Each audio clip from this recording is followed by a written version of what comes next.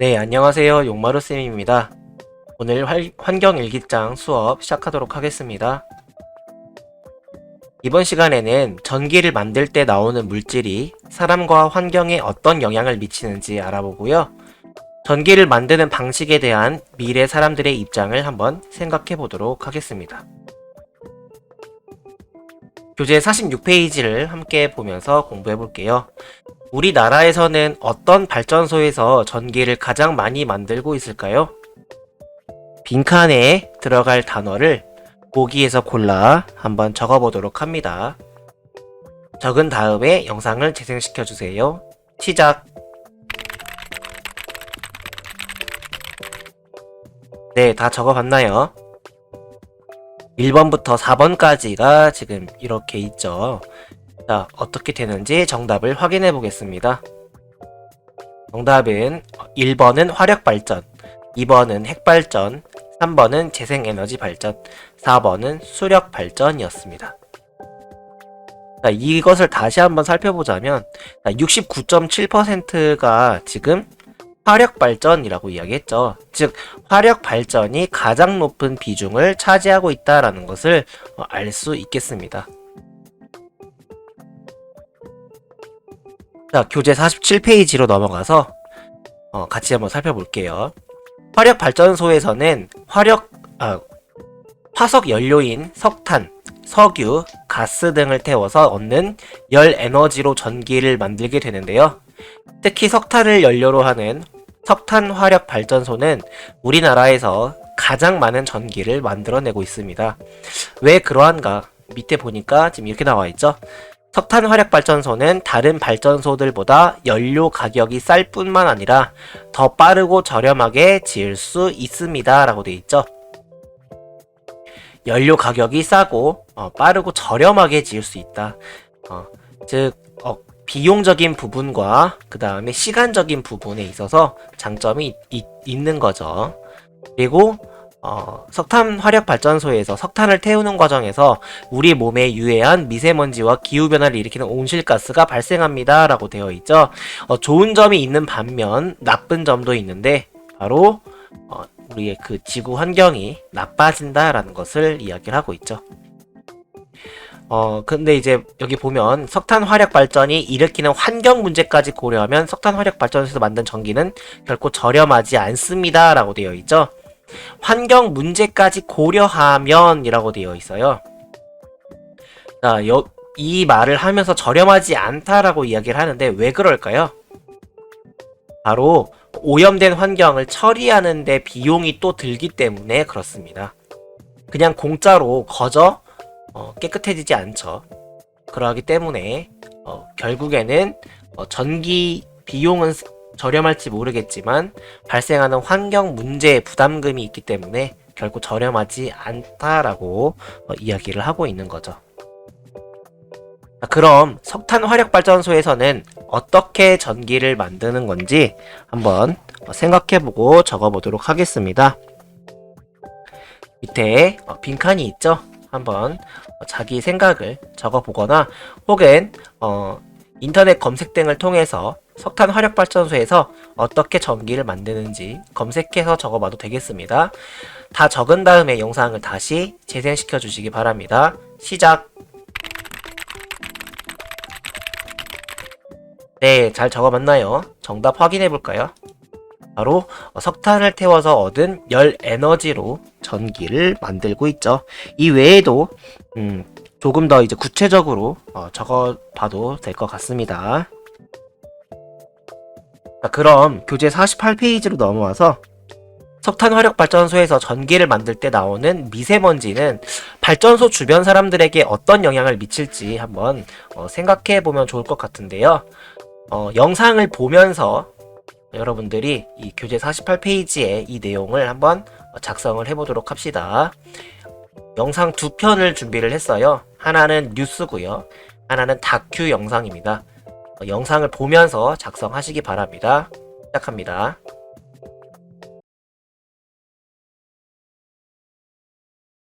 화력발전소가 밀집한 충남 지역에 아황산 가스 등 2차로 생성된 미세먼지가 서울보다 더 많이 떠 있는 것으로 나타났습니다. 미국 항공우주국 나사는 한반도 대기오염에 대한 공동조사를 확대해서 내년 6월쯤 분석 결과를 발표할 예정입니다. 김지영 기자가 보도합니다. 지난 5일 미국 항공우주국 나사의 연구용 항공기가 경기도 오산 비행장을 출발합니다. 서울의 미세먼지 수치가 1세제곱미터당 65 마이크로그램으로 높았던 날. 창밖으로 내려다본 세상은 불투명 렌즈를 끼워 놓은 듯 온통 뿌였습니다. 서울과 경기 지역을 벗어나면서 시계는 조금 환해졌습니다. 하지만 연기를 내뿜는 굴뚝이 시야에 들어오면서 다시 흐려졌습니다. 국립환경과학원과 나사가 함께 나선 대기질 항공조사. 미세먼지와 함께 이산화질소와 아황산가스 등 2차 미세먼지 생성물질을 중점 측정했습니다. 2차 미세먼지는 석탄이나 유류를 태우면서 발생하는 대기 오염물질이 공기 중 미세먼지와 결합해 생성되는 물질을 말합니다.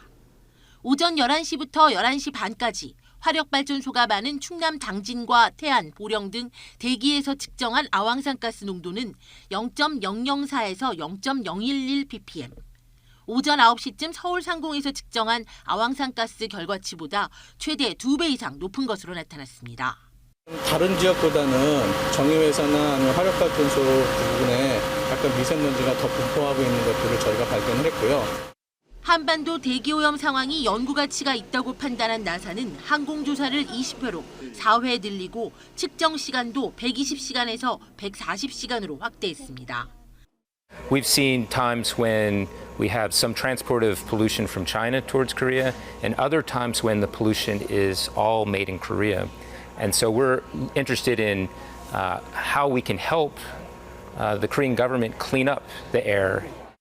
나사는 한반도 대기환경 측정 분석 결과를 내년 6월쯤 공식 발표할 예정입니다. YTN 김지영입니다.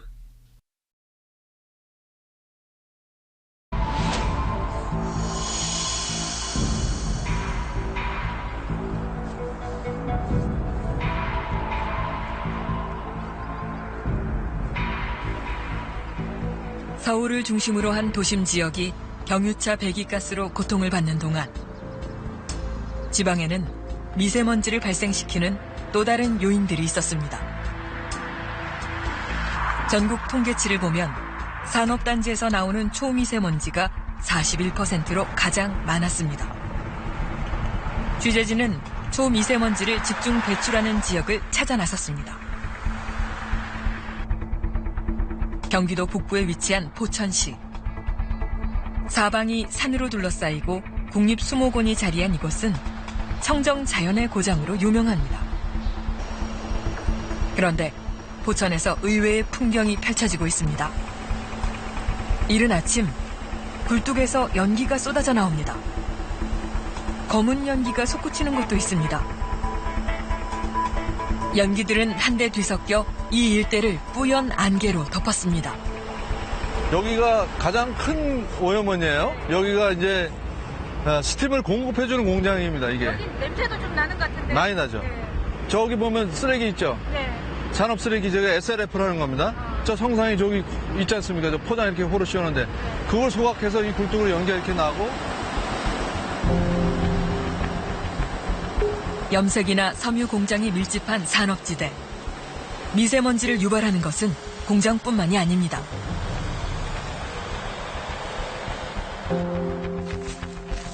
야산에 자리한 폐기물 처리장.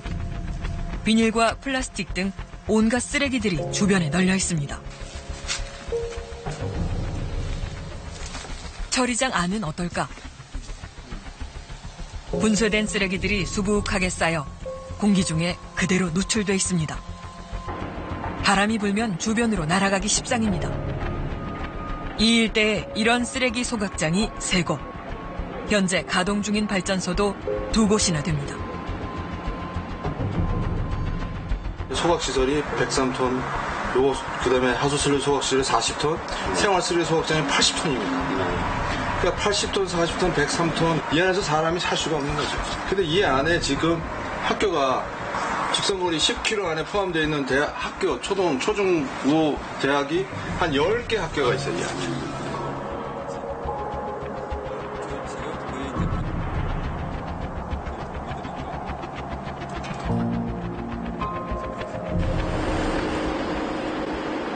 어둠이 내린 밤. 공장의 기계음 소리가 끊이지 않습니다.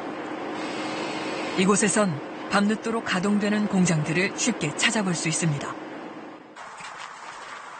발전소 인근에 설치한 방범용 CCTV.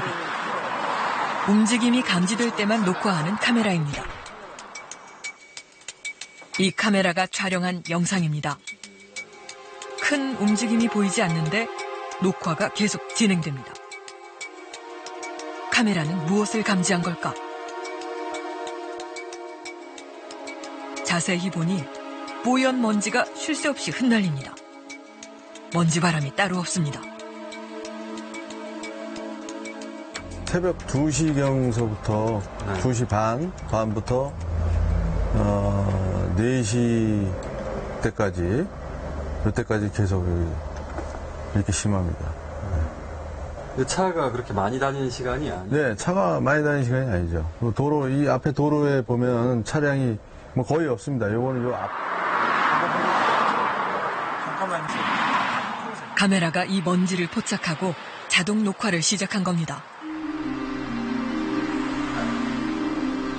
밝은 데서는 전혀 안 보이죠. 밝은 화면에서 보시면은 이렇게 보입니다. 네. 이게 아침 상황이고. 밝을 때는 전혀 눈에 보이지 않는 먼지. 어두운 밤이 되자 뚜렷이 잡힙니다.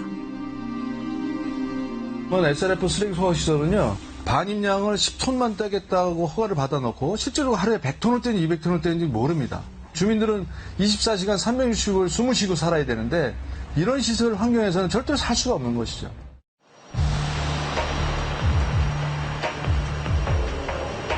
미세먼지 때문에 밤낮으로 고통받고 있다는 주민들.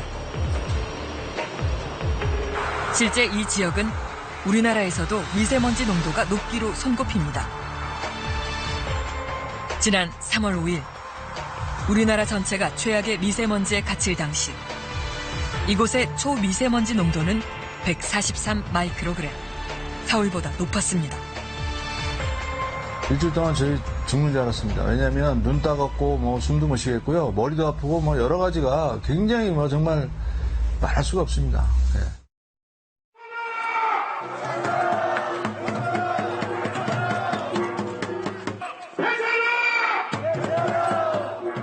최근 더 큰 문제가 생겼습니다. 이 지역에 석탄 화력발전소가 세워져 본격 가동을 앞두고 있는 겁니다. 주민들은 화력발전소 앞에서 화력발전소 폐쇄를 요구하며 연일 시위를 이어가고 있습니다. 석탄 발전소가 이렇게 크게 들어오리라고 저희는 상상도 못했던 것이고요. 미세먼지 걱정을 하면 뭐합니까? 이런 시설이 가동이 되면 더 큰 문제가 일어나는데 그런 거에 대한 부분에 대한 대책은 없는 것이죠. 현재 우리나라에서 가동 중인 화력발전소는 모두 60개. 화력발전소 한 곳에서 경유차 18만 대분의 미세먼지를 배출하고 있습니다. 화력발전소가 경유차와 함께 국내 미세먼지의 주범으로 꼽히는 이유입니다.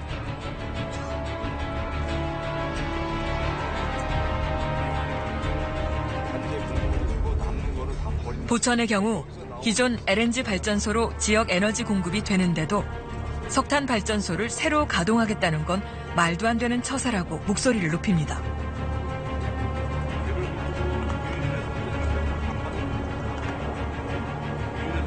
특별법이라는 거는 저희가 봤을 때는요, 아무런 효과가 없다고 보는 겁니다. 석탄 발전소가 서울 일부분에 있다 그러면 허가가 나겠습니까? 사실상 포천이나 서울이나 서울 시민도 시민이고 국민이고 포천 시민도 시민이 국민입니다. 이런 것들은 미세먼지 정책하고는 정말 거꾸로 가고 있는 정책이죠. 그런 부분이 너무 정말 화가 나고 안타깝습니다. 네, 잘 봤나요? 두 가지 영상을 봤고, 특히 이제 두 번째 다큐 영상을 보여줬던 이 영상의 지역이 바로 여러분들과 선생님이 있는 이곳 포천입니다. 현재도 이 발전소에서 아주 많은 양의 이런 유해 물질들이 나오고 있고, 이게 우리의 일상생활에 아주 중요한 영향들을 미치고 있는데요. 방금 이런 영상을 봤는데 어떤 생각이 드나요, 여러분들? 발전소가 이제 속히 없어졌으면 좋겠다, 뭐 이런 생각들, 그리고 뭐 미세먼지를 조금 덜 배출시켰으면 좋겠다, 이런 생각들이 들 텐데, 아무쪼록 여기 포천 지역의 공기질도 조금 이제 개선이 될 수 있도록 나라에서도 좀 많이 관심을 가져주면 좋을 것 같죠. 자, 답을 한번 정리를 해볼게요. 영상에서 봤다시피 공기가 오염돼서 사람들이 이제 불편을 겪게 되고요. 중요한 건 불편만 겪는 게 아니라 건강이 악화될 수 있다라는 겁니다. 건강이 악화된다. 아까 영상에서 나왔던 그 발전소가 어디에 있냐면요, 포천시 신북면에 있어요. 선생님은 여러 번 이제 왔다 갔다 하면서 본 적이 있는데, 이 신북면에서 배출되는 이 연기들, 그죠? 각종 유해 물질들이 바람을 타서 결국에는 소흐룹까지 영향을 미치게 되는 부분이 있습니다. 결코 남의 일이 아니라 우리의 일이죠. 이러한 것들이 앞으로 좀 감축될 수 있도록 모두가 함께 관심을 가져주고 노력을 기울여 나가야 될 것으로 보입니다. 48페이지. 자, 석탄 화력 발전소에서 전기를 만들 때 나오는 온실가스가 있는데요. 미래 사람들에게 어떤 영향을 미치게 될지 한번 적어보도록 하겠습니다. 마찬가지 영상을 잠깐 멈추고 다 쓴 다음에 재생시켜 주세요. 시작!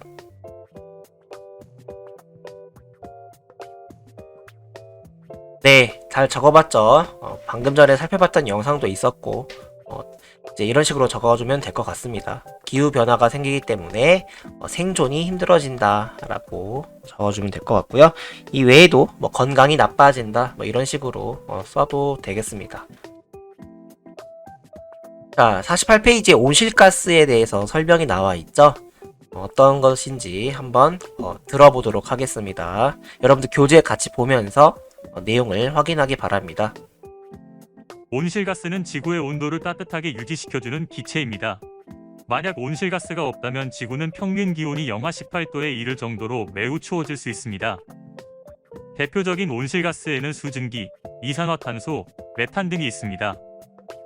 온실가스는 지구 생태계를 유지하기 위해 꼭 필요하지만 너무 많으면 지구온난화로 극지방 빙하와 높은 산에 있는 만년설이 녹아 해수면이 상승하며 기후가 변화하면서 지구에 사는 사람들과 동식물들의 삶이 크게 변화하게 됩니다.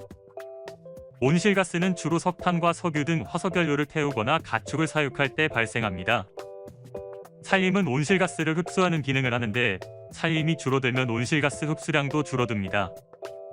현재 과도한 화석연료 사용과 가축 사육, 산림 파괴 등은 공기 중 온실가스를 증가시켜 기후변화 문제를 심화시키고 있습니다.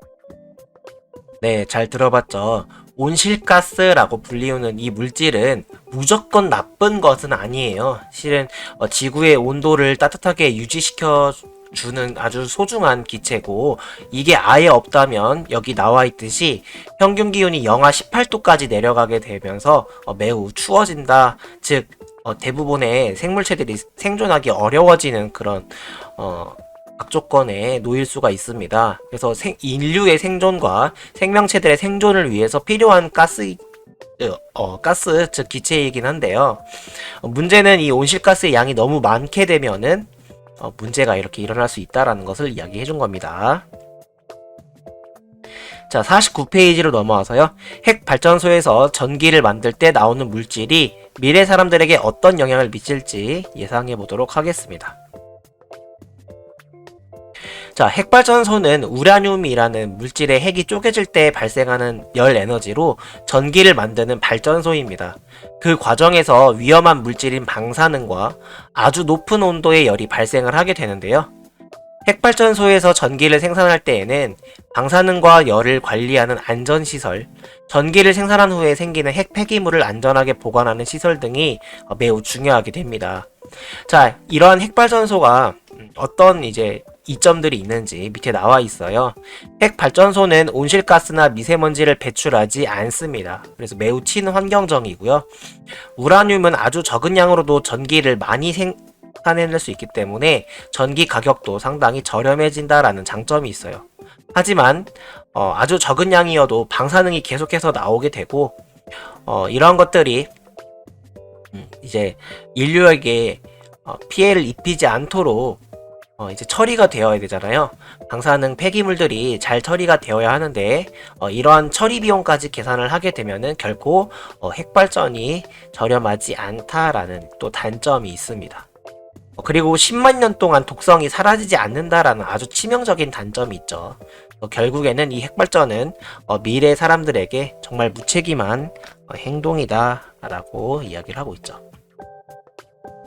그럼 핵발전소에서는 어떻게 전기를 만들게 되는지 한번 알아보도록 하겠습니다. 자, 여러분들 49페이지 밑에 빈칸에 이제 적어야 되잖아요. 영상을 보여줄 거예요. 영상을 보면서 어떻게 전기를 만들어내는지 한번 같이 작성을 해보도록 합니다. 영상을 보면서 작성해주세요.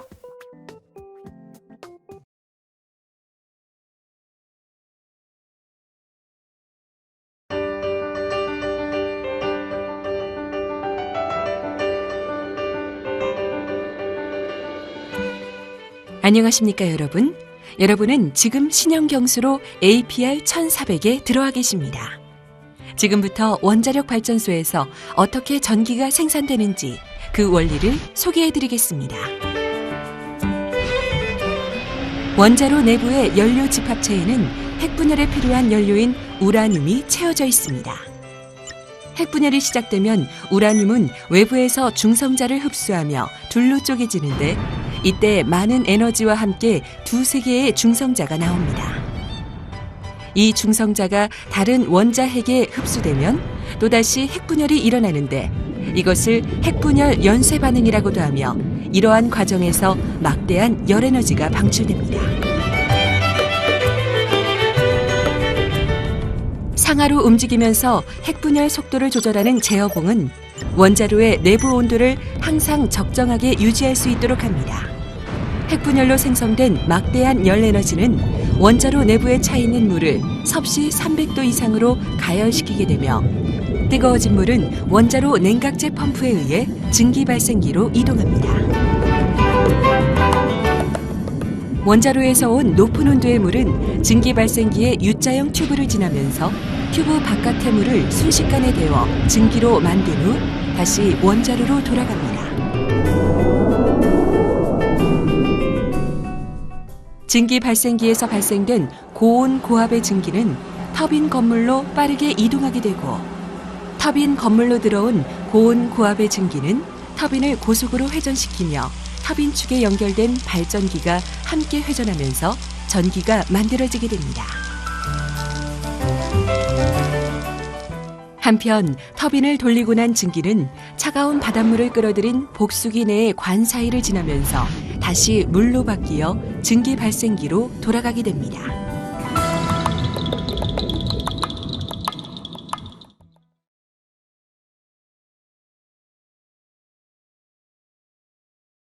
네, 잘 봤나요?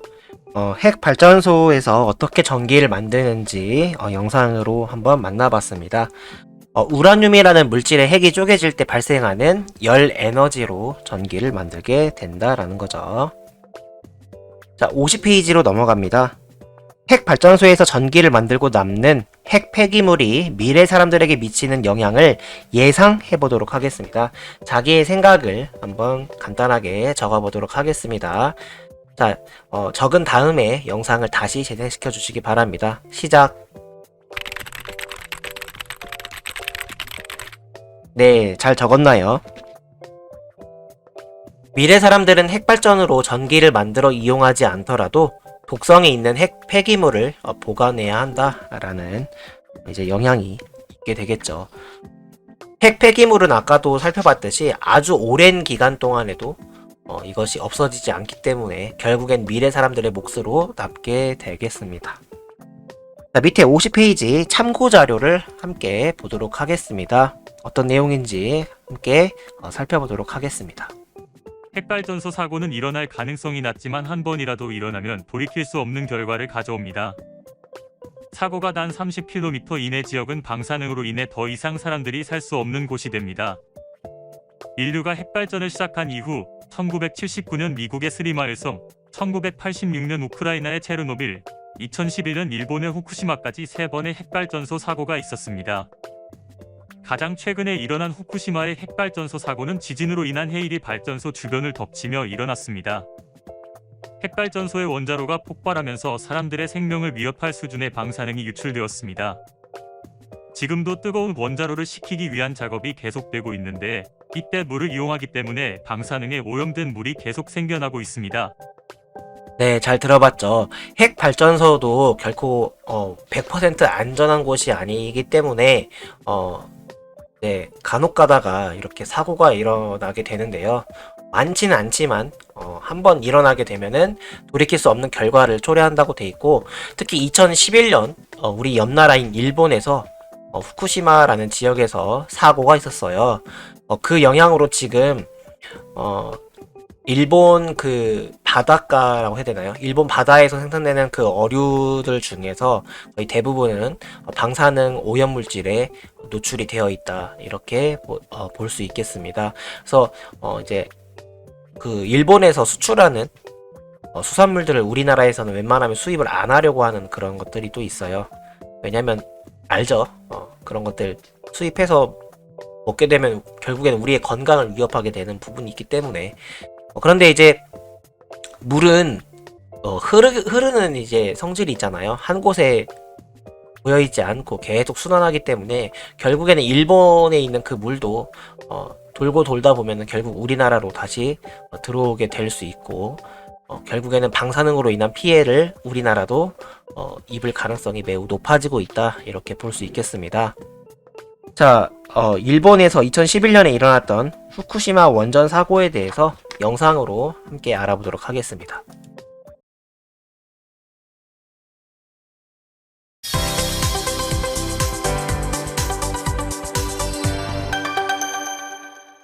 (2011년) 오늘 일본 후쿠시마 원전 1호기에서 강력한 폭발이 일어났습니다. 일본 동북부를 강타한 대지진 다음 날 높이 14m의 쓰나미가 후쿠시마를 덮치며 원전 일부가 물에 잠겼고, 전력 공급이 끊기면서 냉각수 공급이 중단돼 핵연료봉 표면이 녹아내리며 바닷물과 반응에 생긴 수소가 폭발한 겁니다. この値は一般の公衆が1年間に浴びる放射線の限度量をわずか1時間で受ける量にあたり、 폭발 직후 평소보다 20배로 높아진 원전 인근의 방사능 수치는 4, 5기까지 모두 폭발하면서 평소의 10,000배까지 올라갔습니다. おりますが、決して予断を許す状況ではない。緊張感を持ってそれぞれについて対応しているという状況でございます。 일본 정부와 도쿄전력은 콘크리트 등으로 원전 외부를 봉인하고 최고 40년이 예상되는 폐로 작업에 들어갔습니다. 하지만 사고 6년 뒤에도 원전 내부의 방사능 수치가 사람이 30초 만에 사망할 정도로 높은 것으로 측정돼 완전한 폐로가 가능할지 여전히 논란입니다. 그러나 사고 직후 원전 제로를 선언했던 일본 정부는 전력 부족 등을 이유로 원전 재가동을 시작했습니다. 원전 안전성에 대한 논란 속에 후쿠시마 원전 사고는 대자연 앞에 무력한 과학기술의 한계를 또 한 번 일깨웠습니다. 오늘 다시 보기였습니다. 네, 잘 봤나요? 네, 이런 원전 사고가 우리나라에서도 일어날 수 있는 부분입니다. 우리나라에도 원자력 발전소가 몇 기 지금 가동 중에 있어요. 이런 안전사고가 절대 일어나선 안 되겠죠. 그리고 이제 이렇게 이미 발생했던 사고들을 통해서 앞으로 우리나라에서는 이런 사고를 절대 겪지 말아야겠다라는 교훈도 얻을 수 있을 것 같습니다. 자, 50페이지입니다. 우리나라에서 전기를 만드는 방식에 대한 자신의 생각을 한번 정리해 보도록 하겠습니다. 자, 밑에 빈칸이 있네요. 자, 여기 빈칸에 간단하게 한번 작성해 보시기 바랍니다. 시작. 네, 잘 적어봤나요? 자, 뭐 이런 식으로 적으면 되겠죠? 안전하고 깨끗한 방법으로 전기를 만들면 좋겠다. 발전소 인근 사람들을 생각해주자 등 이제 관련된 생각들을 여러분들이 적어주면 되겠습니다. 51페이지에 오늘의 과제입니다. 내가 어른이 되어서 살아갈 미래에 깨끗하고 안전한 에너지를 얻기 위해서 현재를 살아가는 어른들에게 하고 싶은 이야기를 편지 형태로 간단하게 작성해 보도록 하겠습니다. 이상으로 오늘 환경일기장 수업을 모두 마치도록 하겠습니다. 고생 많았습니다.